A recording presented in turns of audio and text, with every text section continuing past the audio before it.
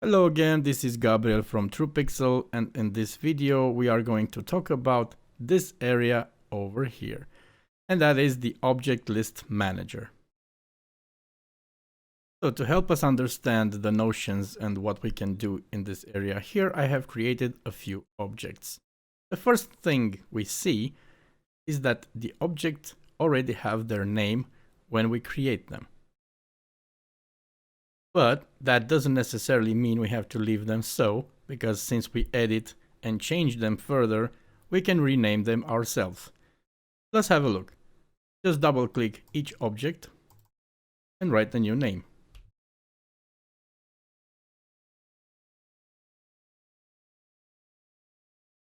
In this scene we have a floor, we have a sky, and we have 4 objects. Another thing we can do in the list is by changing the position for each object. Simply hold your left click on the object and move it.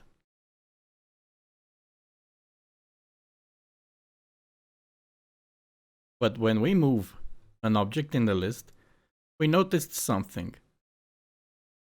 We see a small arrow pointing down or a small arrow pointing left. This means that if we drop the object when the arrow points left, the object will be moved under and above the 2 objects we want to place it. But if we try to move it again and drop it when the arrow points down, it becomes a child for the object we dropped it on. This is called child and parent. Let us see what happens if we try to move a parent in a different position in the list. We can see that it also takes the child with him. This might be an easy way to keep track of your objects, or if you want to create groups with them. Let us create another group, the ball and the yellow cone. Now we see that they have become groups. Another way to create groups, let us take them back now. So another way to create groups is by selecting which object we want to add in a group, holding Ctrl, and by clicking Alt and G.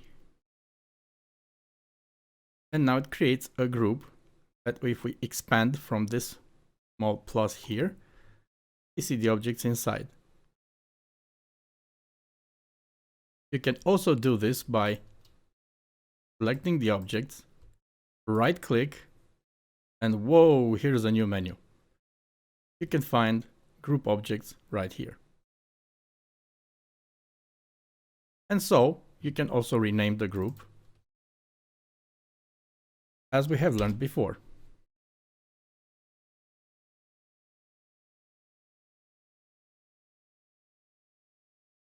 So now that we have covered moving and grouping, let's see what else we can do with the objects in the list. Let's take them out from the groups. Now we can see that the groups are empty, so we can delete them. And let's try to apply color to the objects. We can do this by just taking the color from the color and material manager, and we can click on it and drag it onto the object you want to color. In this case, we have a yellow cone. Another way to drag a material on an object is by just taking the material ball and dragging it all the way into the list on the object. Now we can see that blue ball. We have the material added here. Every time you add a new material on an object, whether if it's in the perspective view here or in the list here, it adds it to the right.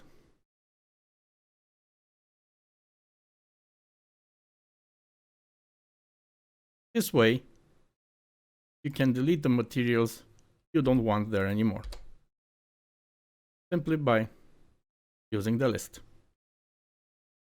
Let us see what happens now if we create the yellow cone as a child for the cube. The yellow cone is yellow, and the cube will just assign it white. Let's see what happens if we delete the yellow color from the cone right in the list manager. We can see now that the cone has become the color of the cube that is above it. So each color that I'm changing on the cube will affect its children. Let's add another file, another object into the cube. The blue ball now is yellow, but if we delete the color, it becomes blue. Another thing that you can do with the objects in your list is that by clicking this check mark here, it deletes the object in your scene. You still have it in your file and in your list, but it will not be visible in your scene. So if you want to drop an object but come back later, just click the check marks and they won't bother you again. Another thing to remember is that whether you are bringing a new object to the scene, or if you copy paste an old one,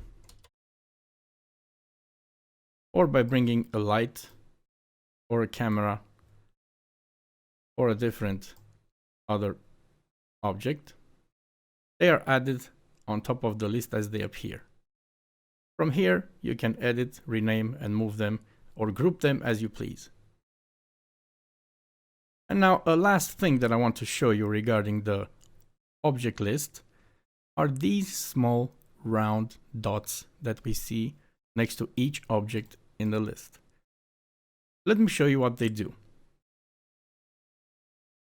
At first, if you want your objects in the scene to remain as they are and as you see them, then you don't have to do anything with these dots over here.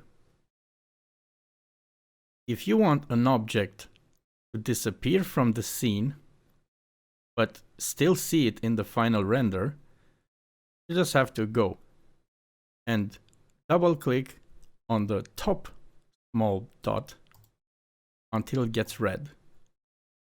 Now we can see the object is still here, but it is gone from sight. If we render the image, the object is there.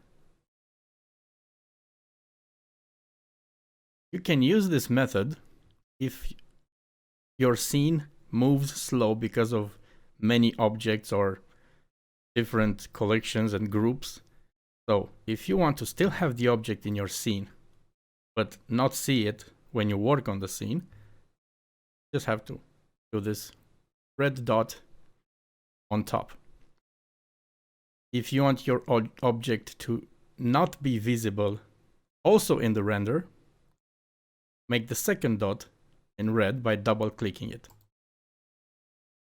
Now if we render, the object is completely gone. This basically does kind of the same thing as the checklist if we turn it in red. If you want your object to come back into the scene and in the render view, just switch off the red buttons. And the object is back. This method of turning off an object from your scene is very useful when that object is really complex and has a very high number of polygons or vertices, and it does not allow you to work on the other objects in your scene because it slows the file down. So you just have to double click on the top dot of the object. Remember, the object is still there, you can still see it in the rendering, but it allows you to work further with no stress. So this is it for today's video. I hope you enjoyed it. For more cool stuff and things to do in cinema for the Make sure you follow my other videos to see what's up.